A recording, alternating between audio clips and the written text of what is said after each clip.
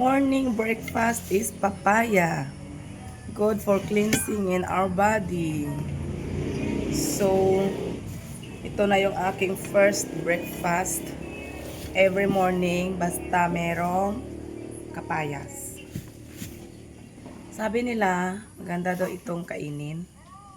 I'm not sure. Pero nung bata nga kami, kinakain namin. Good din daw ito sa ano eh. Lunukin mo lang. Try natin. Bagay nung bata nga kami, di ba? Ganito yung kinakain namin. Nilulunok namin yung seeds. Ayan, okay na yan. Hindi na masyadong madami. Importante na kalunok ka ng ano. Maganda daw sa ano sa may balat. Sa may ano? Sa may laman ng tiyan natin. Ano ba yan ibig sabihin ko?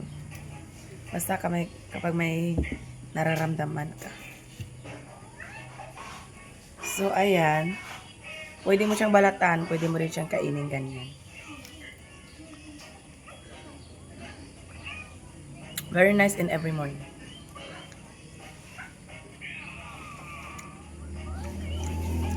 You eat first papaya before anything.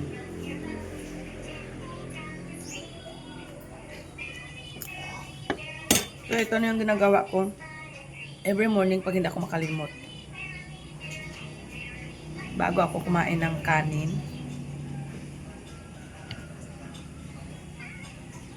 Siyempre, balatan na lang natin para hindi masayang yung ibang laman ng papaya. Kasi mas maganda pa ito siya kainin.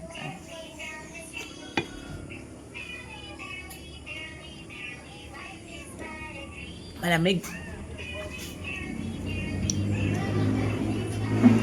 Nilagay ko kasi sa ref.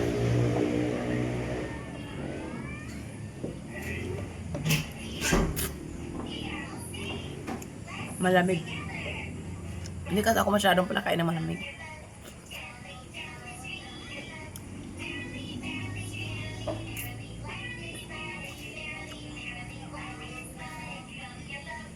Very nice. Yung ito, iwan ko to para bukas. So, hinati-hati ko lang. Tapos, meron akong isa pa doon. Hindi pa masyadong hinog. So, mamaya, punta ulit ako doon sa bahay namin sa Lambunaw. Kuha ulit ako doon ng ibang papaya. Baka mahinog doon. Dalhin ko na ulit dito. Para hindi naman siya masayang. Ang dami kasi doon sa puno ng aming papaya doon sa may Lambunaw.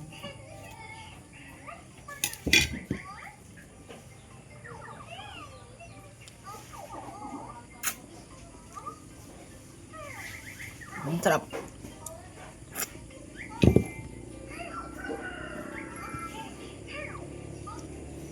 Gusto rin ito ng anak ko. Kaya bigyan ko din siya. Kaso lang, nakakain na siya. Pero okay lang, bata pa naman siya.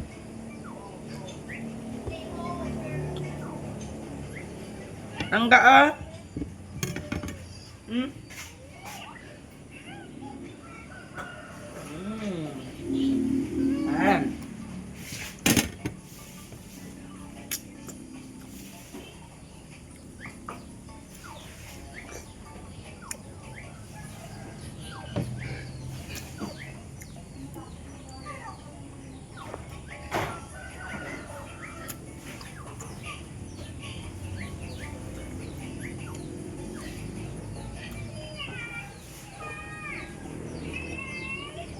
Very nice.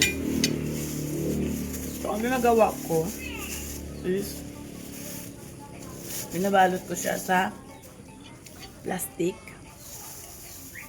para hindi masyadong ano yung germs.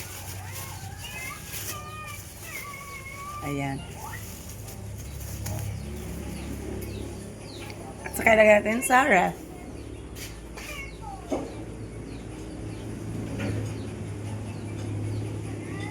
So, pero meron tayong makain bukas. Bye! Thank you!